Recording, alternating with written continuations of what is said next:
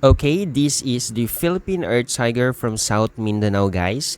And unluckily, I found her almost on her death curl, so I put her immediately in this mini ICU. So let's see what happens next. Look, guys, she is full of mites already, and I think it's the main reason of her death, secondary to stress. She's definitely a beautiful tea, but she's gone too soon.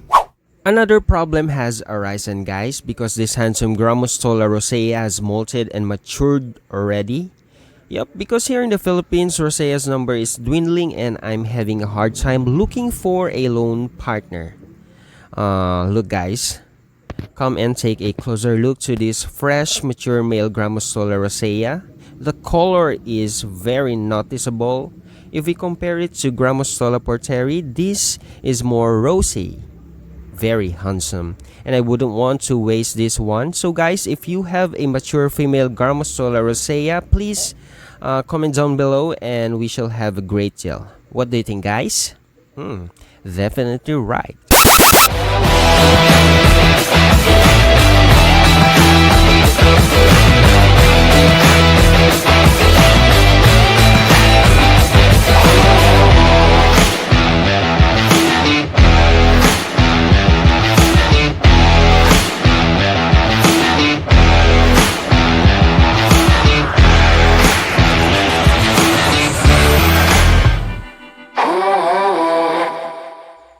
Hey guys, what's up, what's up? Begin Super Junkie. What's up to all the super individuals out there?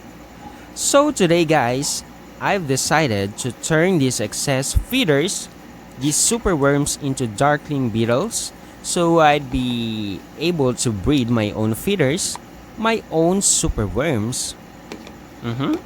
So superworms, guys, are the larval stage of Zophobas morio, and these superworms are often given as feeders, especially to growing tarantulas from 4 inches and up.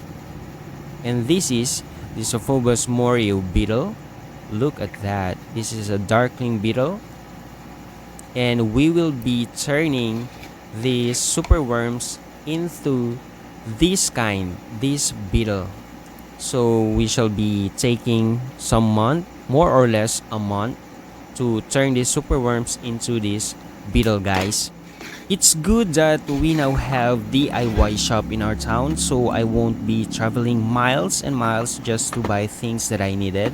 So these are the mini storage or organizer boxes with 12 compartments that I bought for only 88 pesos each, guys.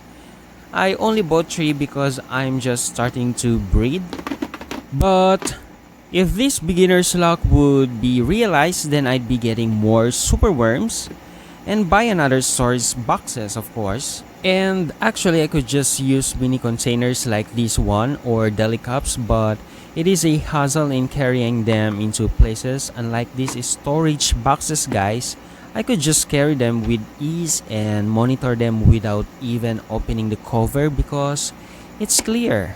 So before we proceed, guys, let me put some holes around these storage boxes to serve as ventilation for our superworms. So please keep on watching, guys.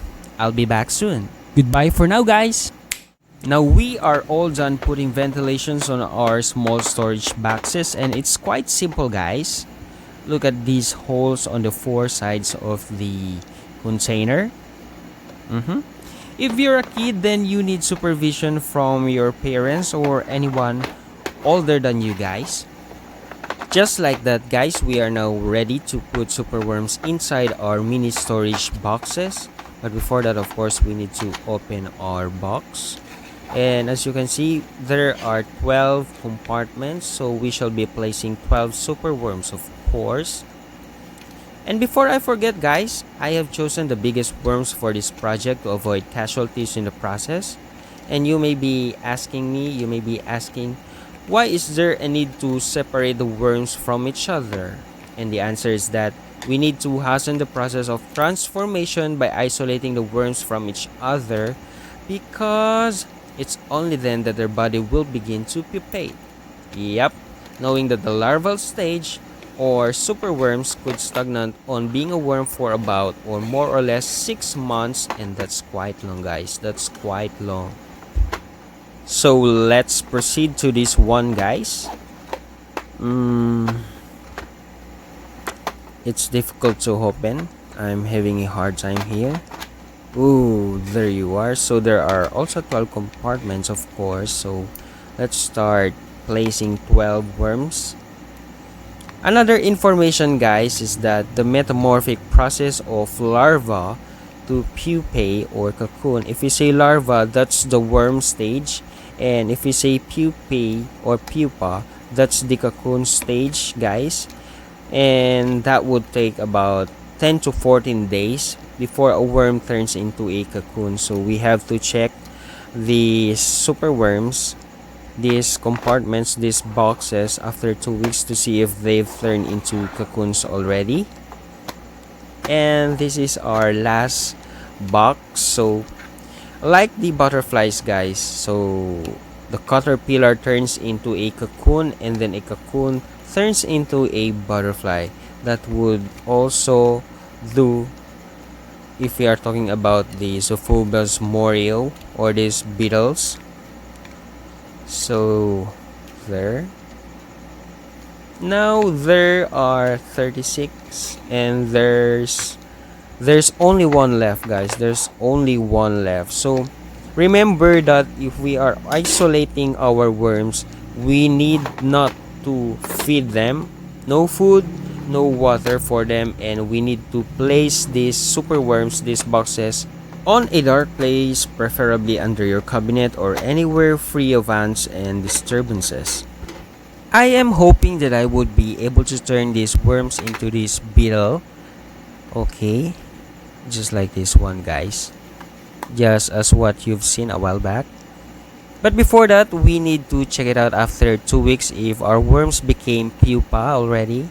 Without another stage, guys, we shall wait for another more or less 2 weeks to transform them into a beetle. And from beetles, we shall wait until it turned dark or matured before it produce eggs, of course. And we just have to feed the beetles with fruits and vegetables like carrots, apples, cabbages, and anything that's good to them.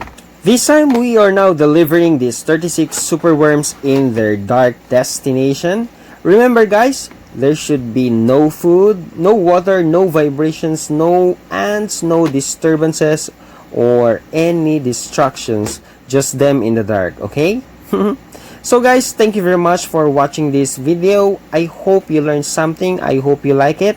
Please like, subscribe, and ring the bell button for more videos to come.